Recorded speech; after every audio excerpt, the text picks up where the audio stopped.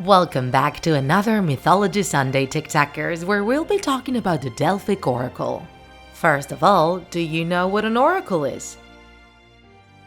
On one hand, this word refers to the answers the Pythonesses would give in the name of the gods.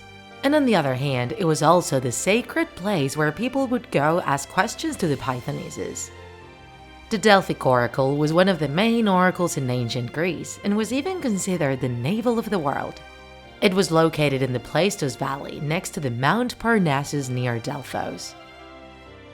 The legend says that muses and nymphs would gather in that mount, and that Apollo would also gather with them to play the lyre. The exact origin of this oracle is difficult to determine. Some sources say that the Delphos sanctuary was originally dedicated to Gaia, goddess of the earth, and her daughter Themis. Then, the god Apollo was tricked into visiting the sanctuary without anybody warning him about a dangerous snake living there. The deity ended up slaying the python of the sanctuary, thus establishing the cult of Apollo. He was also considered the god of prophecies, so he soon started to recruit the first priests and priestesses who would give answers to all the questions people would ask them there. From that point on, the Delphic Oracle became more and more important, becoming the religious center of Greek civilization. And the predictions made in that place had a lot of influence in the big decisions made by the Greek governors. Just so you get an idea, TikTakers, this is basically how it worked. The Pythonesses, also called the Pythias, were the high priestesses who would commit to living in the sanctuary to answer people's questions. It is believed that underneath the temple was an underground chamber that only the Pythias could access, and that only the Pythias could talk in the name of the gods. It is also believed that in the aforementioned underground chamber were gases that could induce some sort of trance in people. And some even believed that the Pythias came directly from the python slain by Apollo. If anyone wanted to ask a question to the Pythias, they first needed to fulfill a number of requirements. First, the person would have to go through a purification process at a nearby fountain. Then, they had to offer a sacrifice to the gods, which was usually a lamb or a bird. However, as more people came to the oracle over time, many different kinds of offerings started being accepted. In regards to formulating the question itself, there are different versions on how to do it.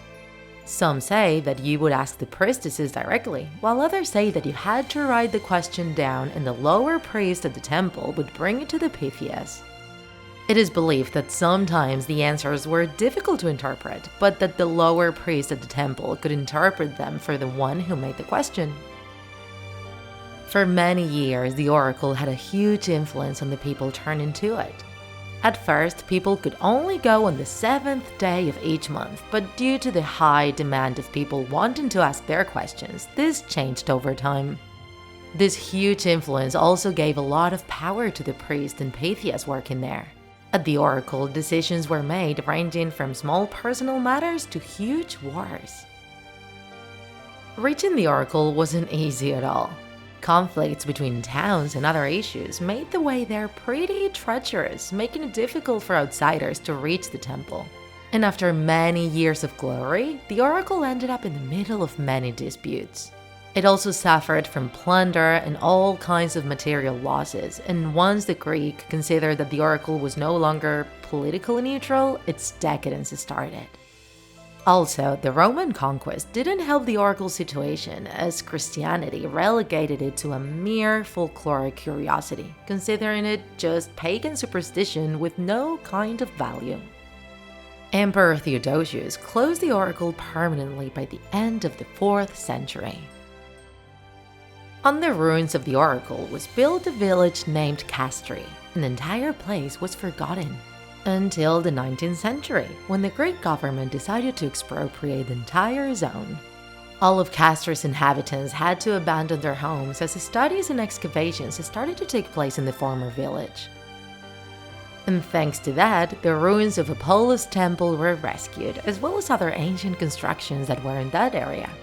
Were you familiar with this piece of Greek history, TikTakers?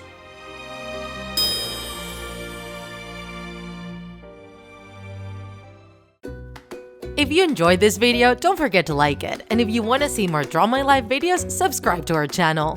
See you in the next episode!